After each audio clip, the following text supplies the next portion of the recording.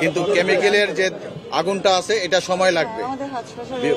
বিভিন্ন প্রকার মাল্টিপারপাস যে কেমিক্যালগুলো আছে সেখান থেকে বিভিন্ন ধরনের টক্সিক গ্যাস তৈরি হইতেছে, যেটা বাতাসের সাথে মিশে গেছে এবং ক্লিনিং গ্যাস তৈরি হয়েছে। সেটা মানুষের শ্বাস প্রশ্বাস নিলে পরে তার ত্বকের সমস্যা হইতে পারে, ফুসফুসের সমস্যা হইতে পারে, হাড়ের সমস্যা হইতে পারে, যেটা নিজেরাই আপনারা উপলব্ধি করছেন। ক্ষতিপূর্ণ আমরা বারবার মাইকিং করতেছি, জনগণকে বলতেছি এবং আপনাদেরকে বলতেছি দূরত্ব বজায় থাকেন, নিজের জীবনকে আগে বাঁচান, তারপরে অন্য কিছু আপনারা করেন। তো আপনারা আছেন, আপনারা যেভাবে কার্যক্রম চালিয়ে যাচ্ছেন ঠিক তেমনিভাবে আমরা ফায়ার সার্ভিস, সিভিল ডিফেন্সের কার্যক্রম চালিয়ে যাচ্ছি। গতকালকে আমাদের মহাপরিচালক মহোদয় ব্রিফিং দিয়েছেন, পরিচালক অপারেশন স্যার ব্রিফিং দিয়েছেন। সকালবেলা আমরা আমাদের সেফটি নিয়ে আমাদের হাসবোট টিমের কেমিক্যাল শুট পরে তার যে মেইন গেট ছিল, মেইন গেটটা আমরা খুলে দিছি, তালাটা খুলে তার মেইন গেটটা খুলে ভিতরে অবস্থানটা আমরা দেখছি যে কি অবস্থায় আছে। প্রচন্ড ধোঁয়া ভিতরে আছে এবং এই মুহূর্তে কার্যক্রম আমাদের চলমান এবং দীর্ঘ সময় লাগবে। এই যে কেমিক্যালটা আছে অপারেশন করতে সময় লাগবে আমাদের বুয়েট থেকে এবং পরিচালক অপারেশন মেইনটেইন স্যারের নেতৃত্বে একটা টিম আসবে 3টার পরে। তারা দেখে একটা সিদ্ধান্ত নেবে আমরা কি করা যায়। এটা হলো বর্তমানে আমাদের সিদ্ধান্ত, আমাদের কার্যক্রম চলমান আছে। আমরা ফায়ার সার্ভিস, সিভিল ডিফেন্স আমাদের অগ্নি নির্বাপনের কাজে আমরা কার্যক্রম চলমান অবস্থায় আছে। আমরা সেটা নিয়ে আমরা কাজ করতেছি। বাকি যারা প্রশাসন আছে সেই বিষয়ে তারা সিদ্ধান্ত নেবে। আগুন নিয়ন্ত্রণের বিষয়টা হইল গিয়া, গতকালকে আমাদের স্যাররা বলে গেছেন যে আমাদের যে গার্মেন্টসে যে আগুনটা ছিল সেটা আমাদের সম্পূর্ণ নিয়ন্ত্রণে, কোনো সমস্যা নাই, নির্বাপনও হয়ে গেছে আমাদের।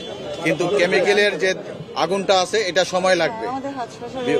বিভিন্ন প্রকার মাল্টিপারপাস যে কেমিক্যালগুলো আছে সেখান থেকে বিভিন্ন ধরনের টক্সিক গ্যাস তৈরি হইতেছে, যেটা বাতাসের সাথে মিশে গেছে এবং ক্লিনিং গ্যাস তৈরি হয়েছে। সেটা মানুষের শ্বাস প্রশ্বাস নিলে পরে তার ত্বকের সমস্যা হইতে পারে, ফুসফুসের সমস্যা হইতে পারে, হাড়ের সমস্যা হইতে পারে, যেটা নিজেরাই আপনারা উপলব্ধি করছেন।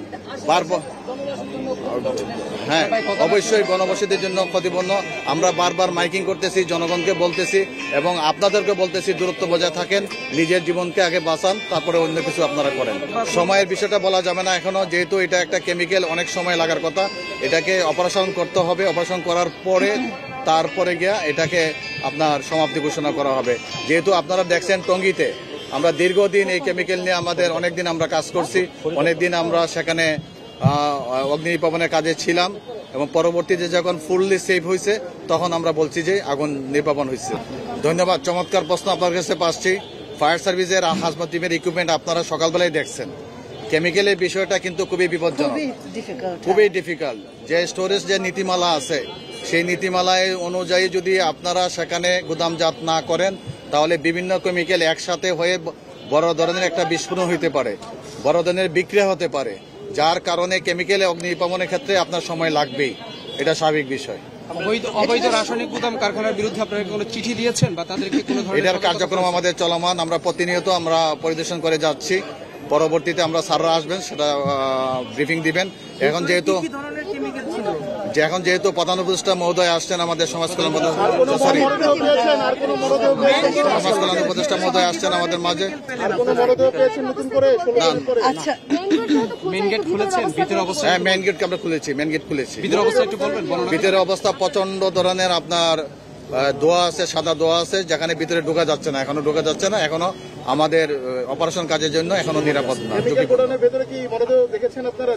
যেহেতু কেমিক্যাল গুদামটা তালাবদ্ধ অবস্থায় ছিল, যখন এই আগুন লাগছিল তখন তালাবস্থায় ছিল। আমাদের চিন্তা ভাবনা আছে হয়তো কেউ নাই, তারপরও আমরা পুরোপুরি অগ্নি নির্বাপন করার পর বলতে পারবো এটার ভিতরে কোনো লোক ছিল কিনা। না, মালিকরে আমরা এখন পর্যন্ত খুঁজে পাই নাই এবং কোনো তথ্যই আমরা পাই নাই। এই বিষয়ে আপনারা একটু অপেক্ষা করেন। আমাদের বুয়েট থেকে একজন টিচার আসতেছেন, আমাদের অপারেশন স্যার আসতেছেন।